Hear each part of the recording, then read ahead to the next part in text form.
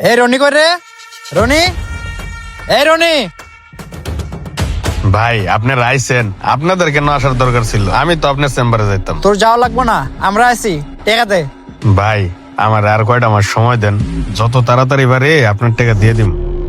এই বেটা, 10 লাখ টাকা কি তোর কাছে টাকা মনে হয় না? তোর কাছে আমি এতদিন 10 লাখ টাকা ফেলা রাখতে পারবো না। তাড়াতাড়ি আমার টাকাগুলো দেওয়ার ব্যবস্থা করে ফেল।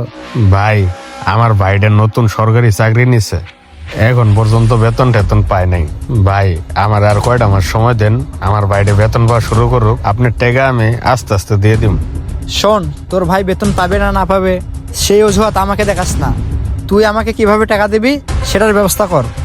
আর শোন, নেক্সট টাইম যদি আমার এই বাড়িতে আবার আসার লাগে, তাহলে কিন্তু আমি প্রত্যেকটা ঘরে তালা লাগিয়ে দিয়ে যাবো। ভাই ভাই এগুলা কথা বললেন না, কারণ আমার বাইরের আমি কই রাখবো। ভাই আমার 6টা মাস সময় দেন, 6 মাসের ভিতরে যেমন হোক আপনার 10 লাখ টাকা আমি ব্যবস্থা করে দিয়ে দিব। আচ্ছা ঠিক আছে, কথাটা যেন মাথায় থাকে। এই চল।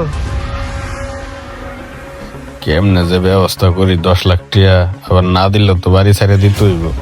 কি ব্যাপার ভাই, বাড়িতে মাছ আসছিল কেন? কি হলো ভাই, তুমি চুপ হয়ে গেলে কেন?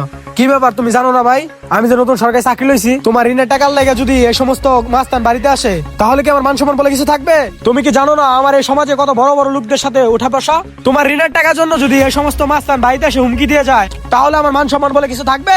ভাই আমি তোমাকে সোজাসুজি বলে দিতাছি, যত তাড়াতাড়ি পারো এই ঋণের ঝামেলা মিটাই নাও। আর তোমার ঋণের কারণে আমাকে কেউ অপমান করবে, এটা আমি কখনোই মেনে নিতে পারবো না। আর তুমি এসব কি বললা, আমার বেতনের টাকা দিয়ে তুমি তাদেরকে ঋণ দিবা? আমি কি সরকারি চাকরি নিচ্ছি তোমার ঋণ পরিশোধ করার জন্য?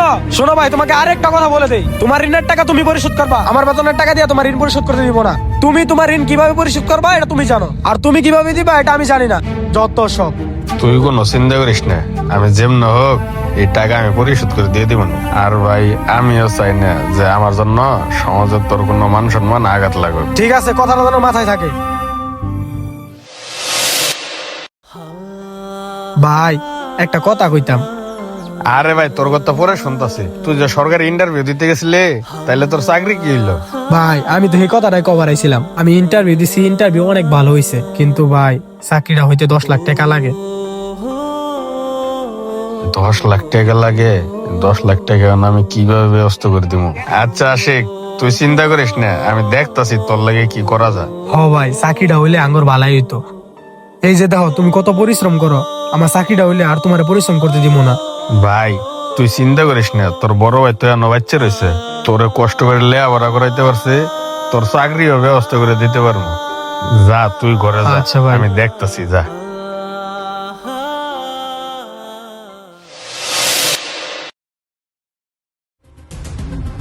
এই পশ্চিম পাড়ার চাঁদারা ঠিকঠাক মতো দিছে তো? হ ভাই দিতেছে। এই ছেলে, এদিকে আসো। আসসালামু আলাইকুম ভাই। এই তুমি রনির ভাই না? জি আমি রনির ভাই। ও, তোমার চাকরির জন্যই তাহলে তোমার ভাই আমার কাছে 10 লক্ষ টাকা নিছে। আর শোনো, তোমার ভাইকে বলবা তাড়াতাড়ি যেন আমার টাকাটা ক্লিয়ার করে দেয়। ও তার মানে ভাই আমার চাকরি লেগে 10 লাখ টাকা ঋণ করছিল, আর আমি সেই ভাইরে আজকে ভুল বুঝলাম, যে ভাইয়ের কাছে ক্ষমা চাই। আচ্ছা ঠিক আছে ভাই, ভাইকে বলে দিব। ভাই ভাই ভাই ভাই, তোমার আমি ভুল বুঝছি, তুমি আমার লেগে এত টাকা ঋণ করছো। ভাই আমি ভাবছিলাম আমি সরকারি চাকরিটা ফিরিতে পাইছি, কিন্তু তুমি তো আমার সরকারি চাকরির লেগে 10 লাখ টাকা ঋণ করছো। তুমি তো আমারে কোনোদিন বললা না। বাইরে আমি যা করছি তোর ভালোর জন্যই করছি, আমি তোর বুঝতে দেনি যাতে তুই কষ্ট না পাস। ভাই আমি তোমার বিষয় না জেনে তোমার অনেক কথা শুনাইছি, তুমি আমারে মাফ করে দিও ভাই। আরে পাগল, ভাই তো এখানে মাপসা আর কি আছে। আর ভাই তুমি চিন্তা করো না, এই 10 লক্ষ টাকা ঋণ তোমার দিতে হইব না, সব ঋণ আমি দিমু।